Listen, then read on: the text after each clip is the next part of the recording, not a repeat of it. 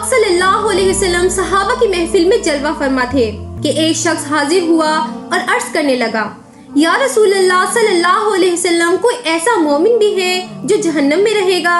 حضور پاک صلی اللہ علیہ وسلم فرمانے لگے، ہاں، ایک شخص ایسا ہوگا جو جہنم کی گہرائی میں 1000 سال تک رہے گا اور مسلسل اونچی آواز میں پکارتا رہے گا، یا حنان یا منان۔ ایک دن اس قدر اونچی بلند آواز سے ہی یا حنان یا منان کہے گا کہ حضرت جبرائیل علیہ السلام جہنم کے قریب سے گزرتے ہوئے اسے سن لیں گے۔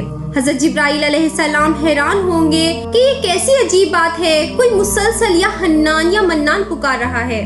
حضرت جبرائیل علیہ السلام عرش کے سامنے حاضر ہوں گے اور سر سجدے میں رکھ کر خدا کی تسبیح بیان کریں گے۔ اللہ تعالیٰ فرمائے گا، اے جبرائیل علیہ السلام سر اٹھاؤ۔ جیسے ہی حضرت جبرائیل علیہ السلام سر اٹھائیں گے تو اللہ تعالیٰ فرمائے گا کہ بتاؤ